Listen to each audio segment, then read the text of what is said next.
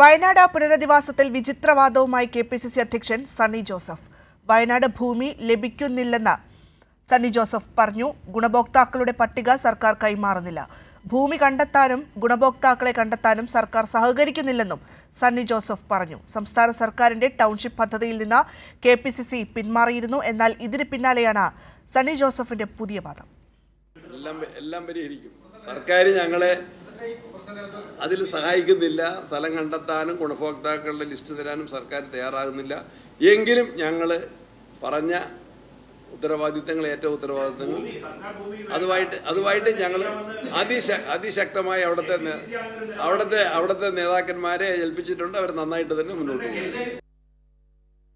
നൃപൻ ചേരുന്നുണ്ട് വാർത്തയുടെ വിശദാംശങ്ങളുമായി. നൃപൻ, അതായത് സ്വന്തമായി ഭൂമി കണ്ടെത്തി വീട് നിർമ്മിച്ചു നൽകുമെന്നായിരുന്നു നേരത്തെ കെ.പി.സി.സിയുടെ വാദമുണ്ടായിരുന്നത്. പക്ഷേ ഇപ്പോഴിതാ മലക്കം മറിയുന്നു എന്നുള്ളതാണ്. കഴിഞ്ഞ ദിവസം ഇത്തരത്തിൽ യൂത്ത് കോൺഗ്രസ് സംസ്ഥാന അധ്യക്ഷനായിട്ടുള്ള ഒ.ജെ. ജനീഷും ഇത്തരമൊരു വാദം തന്നെയായിരുന്നു ഉന്നയിച്ചിട്ടുണ്ടായിരുന്നത്. സർക്കാർ സഹായിക്കുന്നില്ല എന്നുള്ളൊരു കാര്യം.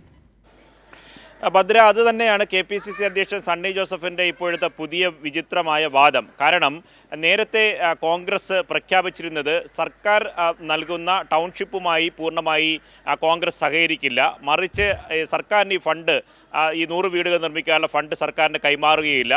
നമ്മൾ തന്നെ, പ്രത്യേകിച്ച് കെ.പി.സി.സി തന്നെ, കോൺഗ്രസ് തന്നെ ഈ 100 വീട് വയ്ക്കുന്നതിന് വേണ്ടിയിട്ടുള്ള ഭൂമി വയനാട് കണ്ടെത്തി അവിടെ സ്വന്തമായി പിരിച്ചെടുത്ത തുക കൊണ്ട് വീട് നിർമ്മിച്ച് നൽകുമെന്നതായിരുന്നു നേരത്തെ കോൺഗ്രസ് പ്രഖ്യാപിച്ചിരുന്നത്. പക്ഷേ ഇപ്പോൾ കെ.പി.സി.സി അധ്യക്ഷൻ സണ്ണി ജോസഫ് പറയുന്നത് വയനാട് വീട് നിർമ്മിക്കുന്നതിന് ഭൂമി ലഭിക്കുന്നില്ല, അതിന് സർക്കാർ സഹായിക്കുന്നില്ല, ഒപ്പം തന്നെ ഗുണഭോക്താക്കളുടെ പട്ടിക സർക്കാർ കോൺഗ്രസിന് കൈമാറുന്നില്ല എന്ന വിചിത്രമായ വാദമാണ്. യഥാർത്ഥത്തിൽ അതല്ല വസ്തുത. കാരണം നേരത്തെ തന്നെ മുഖ്യമന്ത്രി വിളിച്ചു ചേർത്ത പുനരധിവാസ പദ്ധതിയുമായി ബന്ധപ്പെട്ട യോഗത്തിൽ പ്രതിപക്ഷ നേതാവ് വി.ഡി. സതീശനടക്കം ആ യോഗത്തിലെ ഈ പുനരധിവാസ പദ്ധതിയിലെ അംഗമാണ്.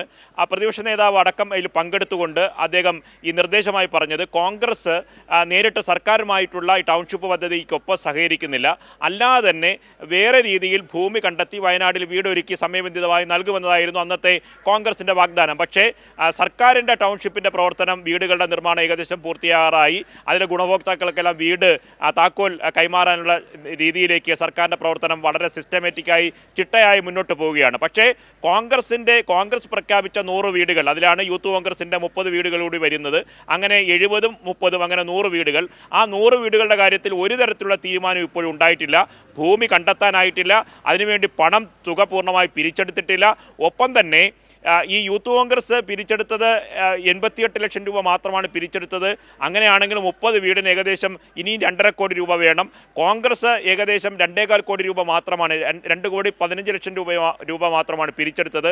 സർക്കാർ ഒരു വീടിന് 20 ലക്ഷം രൂപ വെച്ച് കണക്കാക്കുകയാണെങ്കിൽ ഏകദേശം 100 കോടിയോളം രൂപ ഇതുമായി ബന്ധപ്പെട്ട് വേണ്ടി വരും. ക്ഷമിക്കണം, ഏകദേശം 20 കോടിയോളം രൂപ ഇതിന് വേണ്ടി വരും. DYFI അങ്ങനെയാണ് 100 വീടുകൾക്ക് 20 കോടി രൂപ പിരിച്ചു നൽകിയത്. അത് സർക്കാരിന് കൈമാറുകയായിരുന്നു. സർക്കാരിൻ്റെ പുനരധിവാസ പാക്കേജിനൊപ്പം ടൗൺഷിപ്പിനൊപ്പം DYFIയുടെ തുക ഉപയോഗിക്കുകയും ചെയ്യും. പക്ഷേ കോൺഗ്രസ് അതിന് തയ്യാറായിട്ടില്ല. ഇപ്പോഴാണ് സണ്ണി ജോസഫ് ആ പദ്ധതി പൂർത്തിയാക്കാനോ വസ്തു കണ്ടെത്താനോ ഭൂമി കണ്ടെത്താനോ അതിനുവേണ്ടി തുക കണ്ടെത്താനോ പ്രവർത്തനവുമായി മുന്നോട്ട് പോകാനോ കഴിയാത്തത് കൊണ്ടാണ് ഇപ്പോൾ വിചിത്രമായി ഇത് സർക്കാരിലേക്ക് പഴിചാരുന്നത്. അത് സംബന്ധിച്ച് കൂടുതൽ ചോദ്യങ്ങൾക്ക് പ്രതികരിക്കാൻ സണ്ണി ജോസഫ് തയ്യാറായതുമില്ല. ഭദ്ര.